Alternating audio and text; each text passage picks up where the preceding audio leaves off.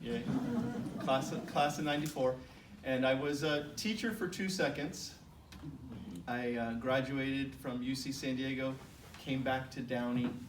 I wanted to go to med school, and I didn't get into a school I wanted to. It was in Ohio. I don't know why I didn't go. It could have been because my dad said, oh, the healthcare system is changing, you know, it's not going to be as good. I don't know, maybe I should have, but it's okay, it all worked out. Came back to Downey, and I was a substitute teacher, and went from kindergarten to high school, and it was a fun, like, 3 weeks, until the superintendent, Ed, wasn't Ed, and it wasn't Ed Sussman. Who's the assistant? Ed Potter. Dr. Potter. Dr. Potter called me and said, he called me Mikey. I'm not joking. Mikey, he said, I heard you're running around this school district substituting. Would you mind coming to my office? And I'm like, uh-oh, what did I do? But he asked me to be a permanent sub at the time for the last half of, I think the 98. I was a permanent sub for a math teacher that was on maternity leave. Loved it. Only bad part, I was 21. And so if I went to my car at lunch, I got stopped by security. So I had to wear a tie every day so I didn't get stopped by security after that. But anyway, so I taught at Stauffer, which was West Middle School. After that, I taught for 1 year, and then started helping my parents, who are Mel and Rita Verdelis. Started helping them, and said, could I do an open house or two? And I caught the bug. And in 2 months, I sold 5 houses, and sorry, Dr. Potter and Dr. Sussman. Called them up and said, I'm sorry. And he said, Mikey, I knew it wasn't gonna, it's good luck. Okay. And I've been doing this ever since. Sold 52 homes my first full year in real estate. I started in 99, but in 2000, sold 52 homes. And I kind of haven't looked back, and it's been fun. What I like about real estate is every day is different. Every day is different, so that's what I like about it. I'm more of a problem solver and a psychologist sometimes than I am a real estate agent, right? You're solving problems and dealing with people with their problems too, right? So anyways, and yeah, so on 24-hour real estate and the old Standard Brands building on Florence. And what else should I share? Downey Real Estate. Downey Real Estate is a really neat community. I think there's about 17,000 homes, structures, dwellings, and growing. I know it's a big deal statewide and locally in terms of housing. That's a big problem. There's not enough housing, so you do see developments popping up here and there. Some more controversial than others, right? But change, I guess, happens over time, right? So, okay, I'll look at my handy dandy note here for a second. So the median price in Downey, as of January, was $896. So the median sales price in Downey is $896,000. So real estate doesn't go like, it's not a perfect line or whatever. So up and down. So this month it's actually way higher than that. In February it was 970,000, right? And so, but in so it goes ups and downs, but it steadily has gone up. I can flatten the ups and downs by changing something in my computer, and if you see it, it's just gone up and up and up over time. How long does it take to sell a house in Downey? 25 days. Last year this time, 20 days. COVID, just after COVID, let's say 21, let's say 2021, 9 days. And truly, it could have been 1 day, but right, the best way to do it is let everyone see it, give it a chance, give it a weekend at least, then look at offers and things like that. So anyway, so 25 now, and 20 last year. How many homes are on the market? Okay, so this is dated a little bit. This was last month, January. But 51 homes in the computer active in Downey.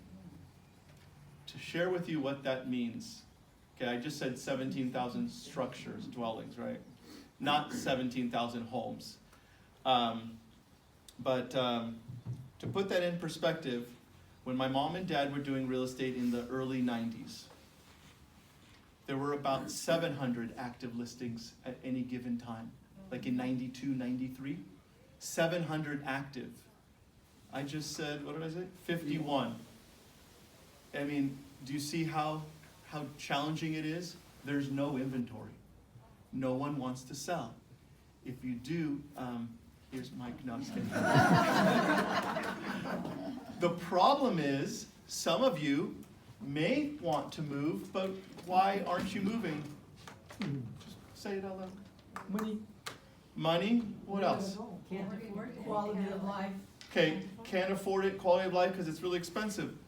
Now, some of you don't have a loan, because you've owned your house for many years. But if you have a loan, what is your interest rate at? 2.5%, 3%?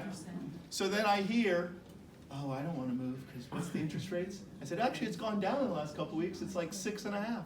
Oh, that's double. Big drop. Right? Yeah, big drop. It went from 7 to, so getting there.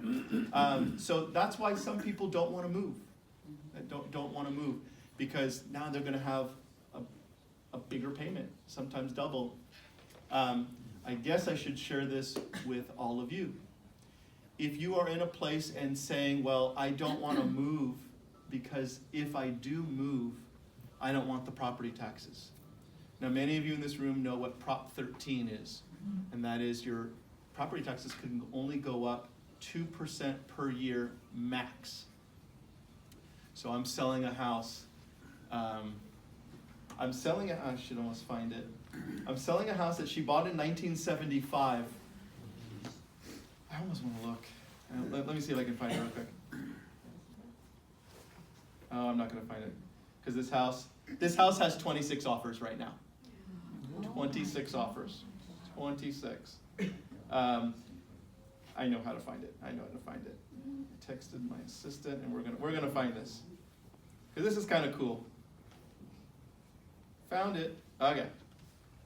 She bought it in 1975 for $59,500. Today we're at $949. That is 16 times in 50 years. Now this woman that's selling this house, she's alive. She's with us. She moved, but let's say she moved with her son. But let's say she wanted to sell it, and what are her taxes? Her taxes have got to be $1,500 a year. And what would her taxes if she sold and went to buy something equivalent? Her taxes are going to be like $11,000 a year.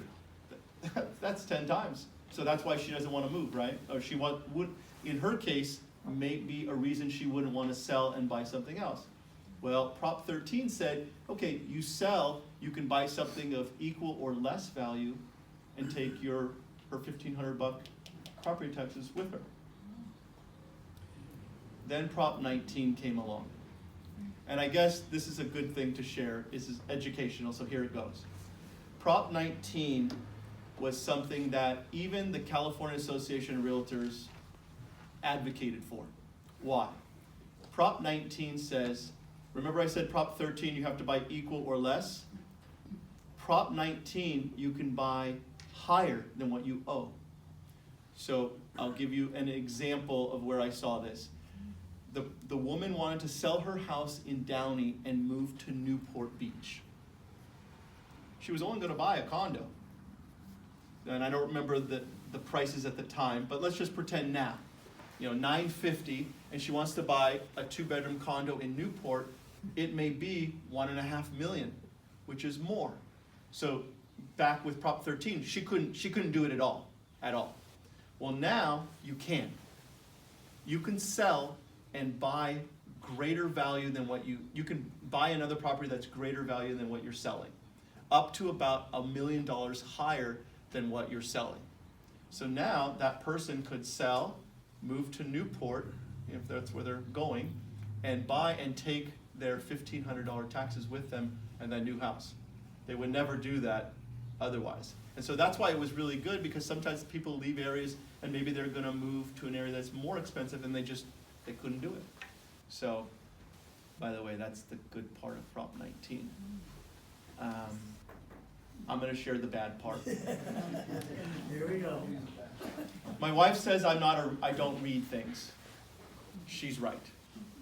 If I would have read the bill or the proposition, here's the part that's negative that I didn't read it, okay?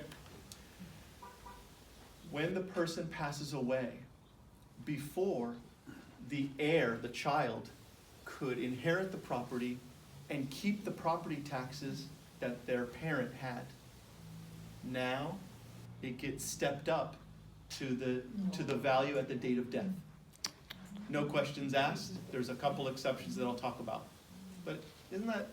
Could you repeat that again? Yeah. So when someone passes away, the children or the heirs of the deceased, the property taxes for the deceased house will jump up to the value at date of death. So let's go for an example. To the current value. To the current value. Of the property. Just like that, overnight. Now, it doesn't happen overnight. So if you're going to